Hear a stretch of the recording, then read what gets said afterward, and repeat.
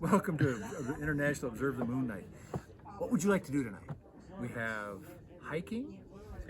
We have an activity room for kids. In the back, we have a live feed of an actual view of the moon. And in a little bit, I think we're going to have a whole bunch of people here with telescopes looking at the moon individually. What would you like to do? I think I'd like to look at the moon. All right, let's do it. Okay, so I've got my camera here. There's something you can see up there, honey. Look at that! Whoa. And you see all this little shimmery ripples? Do you know what that is?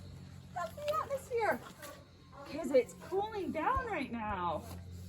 And so it's causing all kinds of ripples in the atmosphere. Like when you see on a road in the summertime, you can see heat waves coming up off of a road. That's exactly why the moon is moving. Hey, good evening, everyone. We're celebrating International Observe the Moon Night here at Sandia Mountain Natural History Center. And what we have going on right here outside of classroom 2 is I have my telescope with my camera attached, which is feeding into my laptop and out to one of the awesome Promethean boards they have up here. So we can see a live view of the moon throughout the night. I'll be presenting a little bit about why we have phases of the moon and talking about why the moon looks the way it does tonight. So Jeff is one of our astronomers from the Museum of Natural History and Science. So Jeff, what are we doing here tonight? We are observing the moon because it's International Observe the Moon Night, and we have right here a 6-inch Newtonian telescope on a Dobsonian mount, named after Newton, who figured out you could make telescopes with just 2 mirrors, and John Dobson, who figured out you only need a platform and a rocker to aim your telescope. So this is the kind of telescope you grab it and you shove it until it's aimed and you're set until the Earth rotates, then you move it again. Very cool. Okay, my name is Stephen. I'm a volunteer at the planetarium at the Natural History and Science Museum down on Mountain Avenue in Albuquerque. We're here tonight for International Observe the Moon Day, but on other times you can come to the planetarium. We have shows every day where you can get a tour of the skies, and you can hear some very interesting presentations about things like dark matter.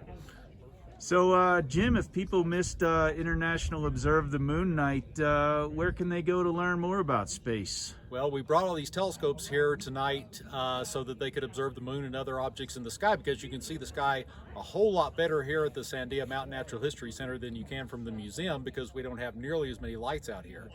But when we are able to start reopening the museum in Albuquerque on Mountain Road again, people can come on the first Friday of every month and look through our big telescope next to our planetarium, and we'll show them what we can in the sky.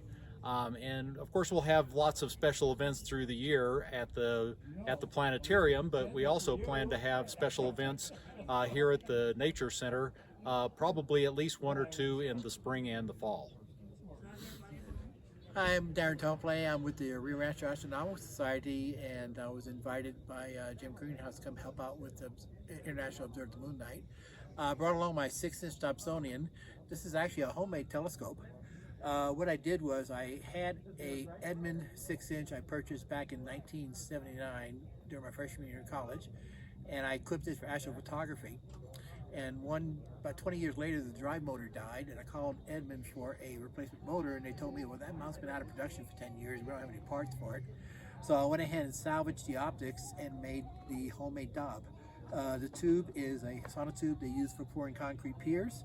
This is particle board and plywood I used for the telescope. The trunnions it's just PVC end cap, and I have the base is on a circular piece with furniture glides for my Next star, 8-inch, and it's all computerized. And so all I have to do is align on 3 stars, and I'm ready to go. It takes less than 5 minutes.